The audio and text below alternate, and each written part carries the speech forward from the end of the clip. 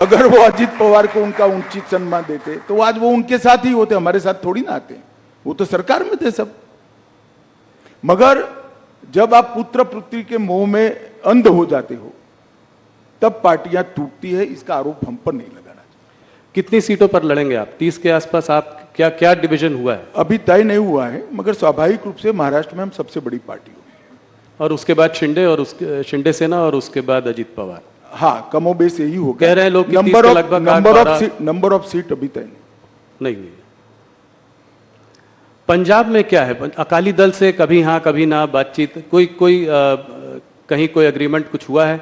Captain Amarinder Singh और ये आप जिस तरह से सवाल पूछे, कभी हाँ कभी ना, कभी हाँ कभी ना है ही नहीं। अभी नेगोशिएशन चल रहा है, तो नेगोशिएशन में तो एक ऑफर होती है, हम काउंटर ऑफर देते हैं, वो काउंटर ऑफर देते हैं, हम ऑफर देते हैं, ये चलता है। इसको हाना में नहीं देखना चाहिए। तो उम्मीद है कि मुझे लगता है 2-3 दिन में स्थिति स्पष्ट हो जाएगी। पर आप लोग चाहते हैं कि साथ में लड़ें, ये स्वाभाविक। हम तो चाहते हैं कि हमारे एनडीए के सारे साथी हमारे साथ हो, फिर से एक बार सारा एनडीए संपूर्ण बने।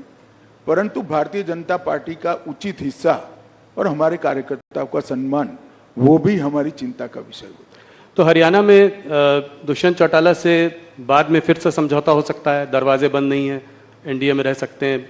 अभी तो आपने बहुत जल्दी होगी। अभी तो वो हमसे अलग हुए हैं, उन्होंने अपनी सीटें लड़ने का ऐलान किया है, तो अब तो आमने सामने चुनाव लड़ेंगे और जब नतीजे आएंगे तब देखेंगे। मगर अभी तो हम आमने सामने ही चुनाव लड़ रहे हैं। 2-3 सवाल इन्हीं मुद्दों पर और प्रदेशों पर। और आंध्र प्रदेश और तेलंगाना में आप इस बार अपनी पोजीशन को कैसे देखते हैं? क्या पिछली बार से स्ट्रांग रहेंगे आप तेलंगाना में? निश्चित रूप से जिस प्रकार का स्वागत पलक पावड़े बिछाकर दक्षिण भारत की जनता मोदी जी का कर रही है, वो भारतीय जनता पार्टी के लिए उत्साहवर्धन करने वाली बात है। पहली बार भाजपा के किसी नेता को इतना सकारात्मक उत्साहजनक प्रतिसाद देश की जनता के, दक्षिण भारत की जनता से मिल रहा है, वो हमारे लिए बहुत आनंद का विषय है, उत्साह बढ़ाने वाला विषय है।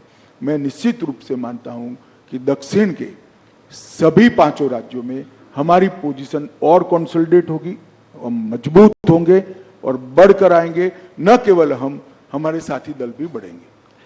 वेस्ट बंगाल की बात मैं थोड़ा सा करना चाहता हूं। वहां संदेशकाली के बाद आपकी स्थिति, पिछली बार 18 सीटें आई थी और लोग मान नहीं रहे थे कि आपने मुझसे इंटरव्यू में कहा था कि बहुत अच्छी स्थिति है। हम लोग सोच रहे थे कि 18 सीट नहीं, पर आप 18 सीट लेके आए। इस बार आपको क्या लगता है, इससे बढ़ेगी और इसका क्या कारण है?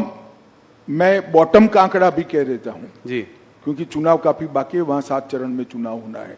बॉटम का आंकड़ा हमारा 25 है। 25 से ज्यादा सीट हम निश्चित रूप से बंगाल में जीतेंगे। इस बार बंगाल में भारतीय जनता पार्टी सबसे बड़ी पार्टी बनकर उभरी। 25 सीटें, बड़ा वो 25 से ज्यादा। 25 से ज्यादा। तो ये कैसे होगा? ये आपका जो साउथ ईस्ट बंगाल में जो है आप काफी वीक हैं। पिछली बार आपको शायद सिर्फ 2 ही सीट मिली थी वहां 18 सीटों पे। वो एरिया जो है वो आपके लिए बहुत अहम है, कोलकाता, हुगली, 24 परगना, हावड़ा। तो वहां पे कैसे करेंगे ये? वहां पे आपका संगठन भी उतना शायद स्ट्रांग नहीं है। देखिए, 2017 से भारतीय जनता पार्टी ने लगातार पश्चिम बंगाल में संगठन का भी विस्तार किया है और चुनावी सफलता के आंकड़ों में भी विस्तार किया है। 2017 से लगातार हम बढ़ते ही जा रहे हैं। विगत विधानसभा चुनाव की मैं बात करूं, हम 2 लोग थे, 77 हो गए। बहुत बड़ी जंप है। Congress 0, communist party 0। आज prime opposition Bharatiya Janata party वहां बनी हुई है। हमारी 2 लोकसभा की सीटें थी, 14 में, 19 में 18 हुई और इस बार हम 25 से काफी आगे निकलेंगे, ये मेरा विश्वास है। बंगाल की जनता एक करोड़ों रुपया जो पकड़ा गया है, इसमें ईडी पर सवाल नहीं उठाती है, ममता जी पर सवाल उठाती है कि रुपया कहां से आता है, रुपया किसका है। ये रुपया बंगाल की गरीब जनता का रुपया है भैया। वहां पर मोदी जी की योजनाएं नीचे नहीं पहुंच रही है। डर है उनको कि इस योजना से मोदी जी लोकप्रिय हो जाएंगे। क्या दोष है बंगाल के गरीब लोगों का? क्यों 5 लाख तक का उनको स्वास्थ्य की सुविधाएं नहीं मिल रही? क्यों अनाज उनका कालाबाजारी में बेचा जा रहा है? क्यों नल से जल की योजना वहां ठीक से इंप्लीमेंट नहीं हो रही है? क्यों अब तक सीए से इनको महरूम रखा गया? केवल और केवल वोट बैंक की पॉलिटिक्स के कारण और भ्रष्टाचार के कारण।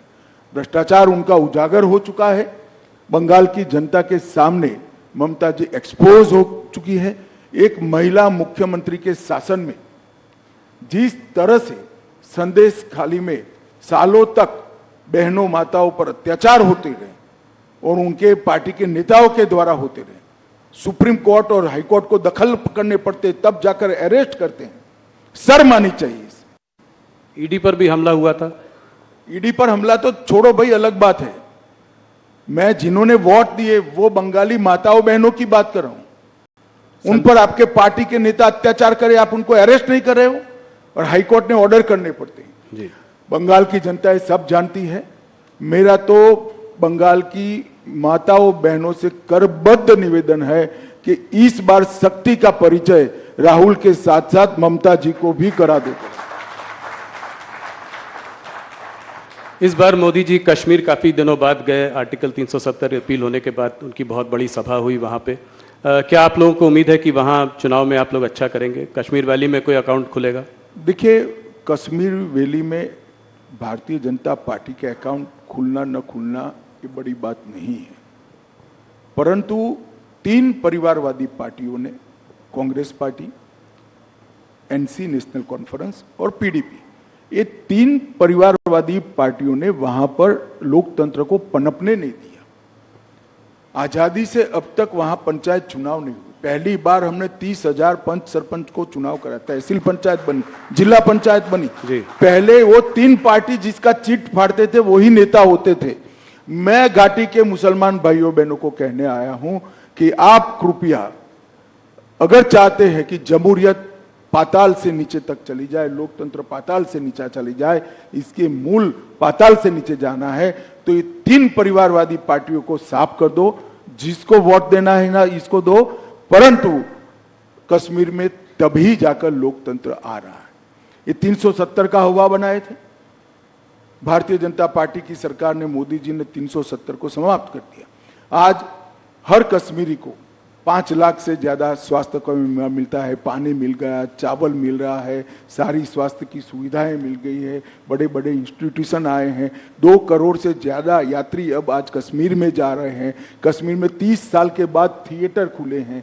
कश्मीर में 30 साल के बाद ताजिया का जुलूस निकल रहा है, मुहर्रम का जुलूस निकल रहा है।